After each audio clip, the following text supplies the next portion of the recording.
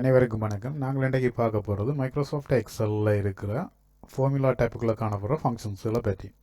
ஏற்கனவே நாங்கள் நிறைய ஃபங்க்ஷன்ஸில் பார்த்துருக்கேன். இன்றைக்கி நாங்கள் பார்க்க போகிற ஃபங்க்ஷன்ஸுகளை நவ், டே, மந்த், இயர், செகண்ட், மினிட், அவர், டேட், டுடே, டைம் மெத்தட் டெக்ஸ்ட்ன்ற இந்த ஃபங்க்ஷன்ஸுகள்.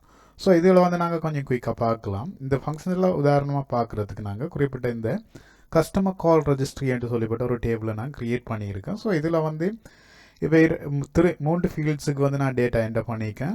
ஏனைய 4 ஃபீல்ட்ஸுக்கும் நாங்கள் டேட்டா என்டர் பண்ணணும். ஸோ இதுக்கு நாங்கள் சில ஃபங்க்ஷன்ஸுகளை பயன்படுத்தி எங்களை டேட்டாவை என்டர் பண்ணலாம். உதாரணமாக இப்போ எடுத்துக்கொண்டிங்கன்னா நாங்கள் குறிப்பிட்ட இந்த ஃபங்க்ஷன்ஸுகளுக்கான உதாரணத்தை பார்ப்போம். உதாரணமாக இந்த நவ்ன்ற ஃபங்க்ஷனை நீங்கள் என்னதுக்கு பயன்படுத்தலாம் அப்படின்னு சொன்னால், உங்களோட கம்ப்யூட்டரில் இப்போ இருக்கிற டேட் மெத்தது டைமை பெற்றுக்கொள்கிறதுக்கு. அதாவது நீங்கள் இந்த ஃபங்க்ஷனை டைப் பண்ணி எப்போ உங்களோட என்டர் கீயை ப்ரெஸ் பண்ணுறீங்களோ அந்த டைமில் இருக்கிற டேட்டையும் டைமையும் உங்களுக்கு எக்ஸாக்டாக பிரிண்ட் பண்ணும். ஸோ இப்போ இதை நீங்கள் பாவிக்கணும்னா ஈக்குவல் நவ்ன்னு சொல்லி டைப் பண்ணிவிட்டு ப்ராக்கெட்டை ஸ்டார்ட் பண்ணி க்ளோஸ் பண்ணி விட்டீங்கன்னு சொன்னால் சரி. ஸோ இப்படி க்ளோஸ் பண்ணி விட்டு என்டர் கீயை ப்ரெஸ் பண்ணிங்கன்னு சொன்னால் உங்களுக்கு இப்போ இதில் டேட் மெத்தது டைமை தரும்.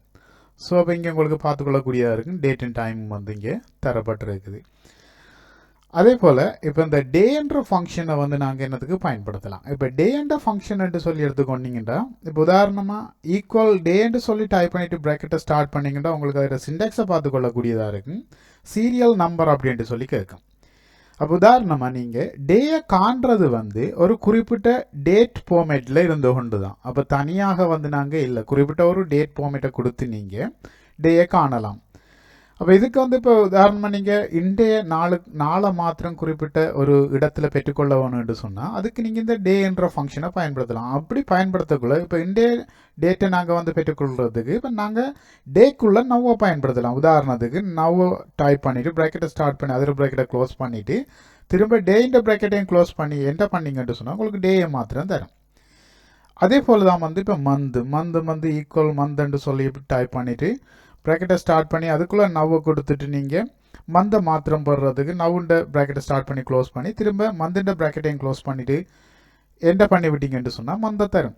அதே போல் தான் இயரும். ஸோ இப்போ இது என்னென்னு சொன்னால் குறிப்பிட்ட ஒரு வேல்யூஸை கொடுத்து, அதாவது குறிப்பிட்ட ஒரு ஆண்டுக்கான அல்லது குறித்த ஒரு வேல்யூஸில் உள்ள இயரையோ அல்லது மந்தையோ அல்லது டேட்டையோ போடுறதுக்கு நாங்கள் குறிப்பிட்ட இந்த ஃபங்க்ஷன்ஸுகளை பயன்படுத்தலாம். அது டேட் ஃபார்மேட்டாக இருக்கலாம் அல்லது நார்மல் வேல்யூஸாகவும் இருக்கலாம். ஸோ இப்போ இதில் இப்போ டேட் உங்களுக்கு ஒரு கம்ப்யூட்டரில் ஆட் பண்ணப்பட்டிருக்கிறது 1900 ஆண்டுன்றது விளங்குனா சரி, 1ஆம் மாதம் 1ஆம் தேதியில் இருந்து.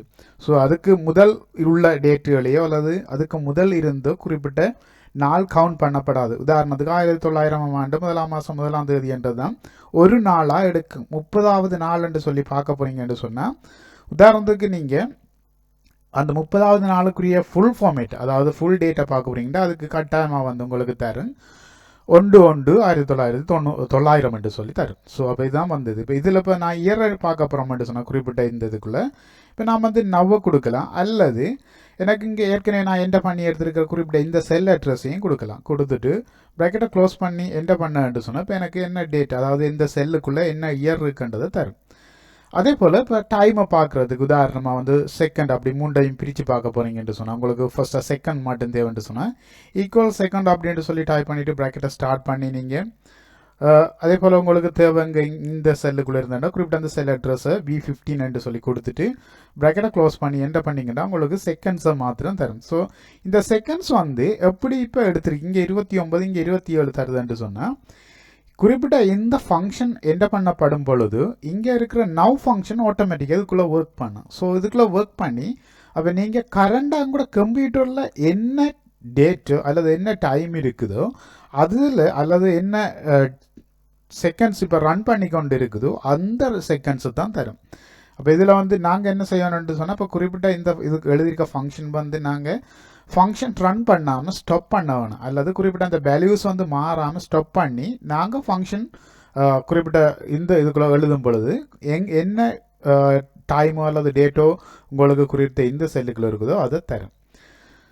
அதே போல் தான் மினிட்ஸு. இப்போ மினிட்ஸை பார்க்க போகிறீங்கன்னா ஈக்குவல் மினிட் என்று சொல்லி டைப் பண்ணிவிட்டு இப்போ கரண்டாக போகிற மினிட்டை பார்க்க போகிறீங்கன்ட்டு சொன்னால் நீங்கள் என்ன செய்யலாம்னு சொன்னால் டிரெக்டாகவே வந்து நீங்கள் நவ்வை கொடுக்கலாம். நவ்வை கொடுத்துட்டு நவ்வை ப்ராக்கெட்டை ஸ்டார்ட் பண்ணி க்ளோஸ் பண்ணி அதே போல் மினிட்டுன்ற ப்ராக்கெட்டையும் க்ளோஸ் பண்ணிட்டு என்டர் பண்ணிங்கன்னா 33 சொல்லும். அப்போ இதில் டைமை நீங்கள் கன்ஃபார்ம் பண்ணிக்கொள்ளலாம்னு சொன்னால் இங்கே பார்த்தீங்கன்னு சொன்னால் தெரியும். ஸோ இங்கே 33 இருக்குது. ஸோ அதே போல் இப்போ அவர்ஸையும் பார்க்க போகிறீங்கன்னா சேம் அதே மெத்தடில் தான் வந்து நீங்கள் அவர்ஸுக்கு சீரியல் நம்பரை கொடுத்தீங்கன்னு சொன்னால் சரி.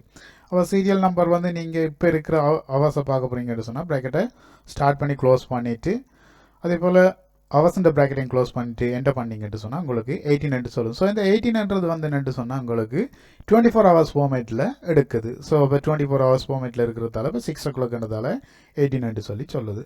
ஸோ இப்போ இதை வந்து உங்களுக்கு பார்த்துக்கொள்ளக்கூடியதாக இருக்கும். ஓகே, அடுத்து நாங்கள் பார்க்க போகிற ஃபங்க்ஷன் வந்து டேட். இந்த டேட்ன்ற ஃபங்க்ஷனை என்னத்துக்கு பாவிக்கலாம்னு சொன்னால், இப்போ உதாரணமாக எடுத்துக்கொண்டீங்கன்னா உங்கள்கிட்ட இருக்கிற ஒரு டேட்டா டேபிளில் குறிப்பிட்ட ஒரு கஸ்டமருக்குரிய டேட் ஆஃப் பர்த் வந்து டே மந்த் மெத்தது இயர் அப்படின்ட்டு சொல்லி 3 ஃபீல்டுகளுக்குள்ள, அதாவது ஒவ்வொரு செல்லுக்குள்ளே இருக்குதுன்னு சொன்னால், அதே சந்தர்ப்பத்தில் உங்களுக்கு வந்து இப்போ டிஓவி என்று சொல்லி ஒரு ஃபீல்டு எடுத்துட்டு அந்த டிஓவி என்ற ஃபீல்டுக்குள்ளே குறிப்பிட்ட ஒவ்வொரு செல்லுகளுக்குள்ளே இருக்கிற டேட்டை வந்து நீங்கள் ஒழுங்குபடுத்தி எடுக்க வேணும் அப்படின்ட்டு சொன்னால் அதுக்கு குறிப்பிட்ட இந்த டேட்ன்ற ஃபங்க்ஷனை நீங்கள் பாவிக்கலாம்.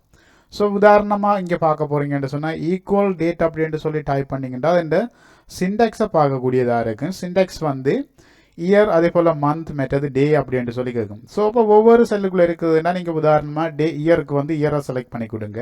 அதே போல் மந்த்துக்கு வந்து மந்த்தை செலக்ட் பண்ணி கொடுத்துட்டு கம்மா வச்சிங்கன்னு சொன்னால் திரும்ப டே வந்து செலக்ட் பண்ணி கொடுத்துட்டு ப்ராக்கெட்டை க்ளோஸ் பண்ணி என்டர் பண்ணி விட்டீங்கன்னு சொன்னால் உங்களுக்கு குறிப்பிட்ட அந்த டேட்ஸை ஃபுல் டேட்டை வந்து நீங்கள் காணக்கூடியதாக இருக்கும். ஸோ இது வந்து எப்படி பிரிண்ட் பண்ணணும் அப்படின்ட்டு சொன்னால் உங்களோட எக்ஸலில் அல்லது உங்களோட கம்ப்யூட்டரில் என்ன டேட் ஃபார்மேட் வந்து செட் பண்ணப்பட்டிருக்குதோ அந்த ஃபார்மேட்டுக்கு குறிப்பிட்ட நீங்கள் கொடுக்குற அந்த டே மந்த் மெத்தது இயர்ன்ற டேட் வந்து ஃபுல் டேட்டா பிரிண்ட் பண்ணப்படும்.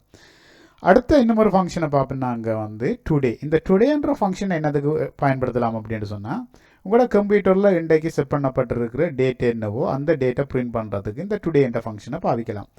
அப்போ ஈக்குவல் டுடே அப்படின்ட்டு சொல்லி டைப் பண்ணிவிட்டு ப்ராக்கெட்டை நீங்கள் ஸ்டார்ட் பண்ணி க்ளோஸ் பண்ணி விட்டீங்கன்னு சொன்னால் ஆட்டோமேட்டிக்காக உங்களுக்கு கம்ப்யூட்டரில் செட் பண்ணப்பட்டிருக்கிற டேட்டை வந்து தரும்.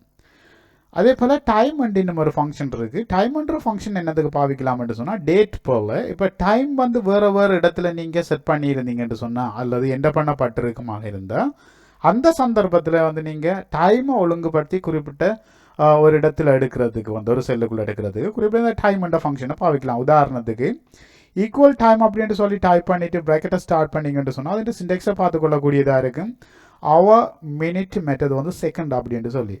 ஸோ இதில் வந்து இப்போ அவர் என்று சொல்கிற இடத்துல வந்து நீங்கள் உதாரணமாக அவர்ஸை கொடுங்க, கமா வச்சுட்டு திரும்ப வந்து என்ன மினிட் இருக்கோ அந்த மினிட்டை கொடுங்க, திரும்ப கமா வச்சுட்டு திரும்ப நீங்கள் செகண்டை கொடுக்கலாம். கொடுத்துட்டு ப்ராக்கெட்டை க்ளோஸ் பண்ணிவிட்டு என்ன பண்ணிங்கன்னு சொன்னால் ஆட்டோமேட்டிக்காக உங்களுக்கு என்ன ஃபார்மேட்டில் வந்து உங்களோட கம்ப்யூட்டரில் டைம் செட் பண்ணப்பட்டிருக்கோ அந்த ஃபார்மேட்டில் நீங்கள் கொடுத்த டேட்டாவை உங்களுக்கு பிரிண்ட் பண்ண. இப்போ இங்கே இதில் பார்த்தீங்கன்னா தெரியும் செகண்ட் பிரிண்ட் பண்ணப்படலைன்னுடா செகண்ட் ஃபார்மேட் வந்து நான் தெரிவு செய்யலைன்ற கம்ப்யூட்டரில். அடுத்த ஃபங்க்ஷன் வந்து டெக்ஸ்ட். இந்த டெக்ஸ்ட்ன்ற ஃபங்க்ஷன் நாங்கள் என்னத்துக்கு எந்த சந்தர்ப்பத்தில் பாவிக்கலாம் அப்படின்ட்டு சொன்னால் குறிப்பிட்ட ஒரு வேல்யூஸை வந்து நாங்கள் எங்களுக்கு தேவையான ஒரு டேட்டா ஃபார்மேட்டுக்கு எக்ஸல் சீட்டில் பிரிண்ட் பண்ண வைக்கிறதுக்கு பயன்படுத்தலாம். இப்போ உதாரணமாக எடுத்துக்கொண்டீங்கன்னு சொன்னால் நான் இப்போ டெக்ஸ்ட் அப்படின்ட்டு சொல்லி டைப் பண்ணிவிட்டு ப்ராக்கெட்டை ஸ்டார்ட் பண்ணேன்ட்டு சொன்னால் சிண்டெக்ஸை பார்த்துக்கொள்ளக்கூடியதாக இருக்கும் வேல்யூ அப்படின்ட்டு சொல்லி. உதாரணமாக நான் இந்த வேல்யூவாக குறிப்பிட்ட டேட்டை கொடுக்குறோம். கொடுத்துட்டு கமா வச்சோம்னு சொன்னால் இங்கே வந்து ஃபார்மேட் டெக்ஸ்ட் அப்படின்ட்டு சொல்லி கேட்கும். எக்ஸலில் என்ன ஃபார்மேட் டெக்ஸ்ட் எல்லாம் வந்து இருக்குதோ அதுகளை நீங்கள் கொடுக்கலாம். இப்போ உதாரணத்துக்கு வந்து டேட் அண்ட் டைம் அதே போல் வந்து இப்போ ஷார்ட் லாங் இப்படின்ட்டு சொல்லி இருக்கிறதெல்லாம் வந்து ஃபார்மேட் டெக்ஸ்ட். ஸோ இதில் வந்து இப்போ நீங்கள் என்ன ஃபார்மேட்டில் உங்களுக்கு குறிப்பிட்ட இந்த டேட் வேல்யூ தேவை. எனக்கு நான் சொல்கிறேன் வந்து இப்போ எனக்கு தேவை வந்து என்னென்னு சொன்னால் குறிப்பிட்ட இந்த ஃபுல் டேட்டில் இருந்து டேட்டும் அற்றது வந்து மந்தும் அதாவது டேயும் மந்தும் வந்து எனக்கு தேவை.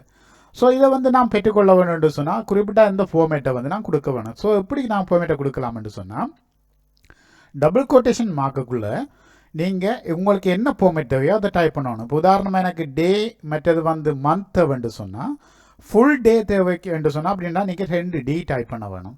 2D டைப் பண்ணிவிட்டு கோலன் மார்க்கை வச்சுட்டு திரும்ப உங்களுக்கு இப்போ மந்த் தேவைன்னு சொன்னால் 2M டைப் பண்ணுங்க. 2 இலக்கத்தில் தேவைன்னு சொன்னால் ஃபுல் தேவைன்னு சொன்னால் டைப் பண்ணிவிட்டு டபுள் கொட்டேஷன் மார்க்கை க்ளோஸ் பண்ணிவிட்டு ப்ராக்கெட்டை க்ளோஸ் பண்ணி என்ன பண்ணீங்கன்னு சொன்னால் நீங்கள் என்ன ஃபார்மேட்டில் குறிப்பிட்ட இந்த வேல்யூஸில் இருந்து டேட்டாவை கேட்டிங்களோ அந்த ஃபார்மேட்டுக்கு பிரிண்ட் பண்ணணும். ஸோ இப்போ உங்களுக்கு ஈஸியாக விளங்கி கொள்ளக்கூடிய இருக்கும் டெக்ஸ்ட்ன்ற ஃபங்க்ஷனை நாங்கள் எந்த சந்தர்ப்பத்தில் பாவிக்கலாமண்டு.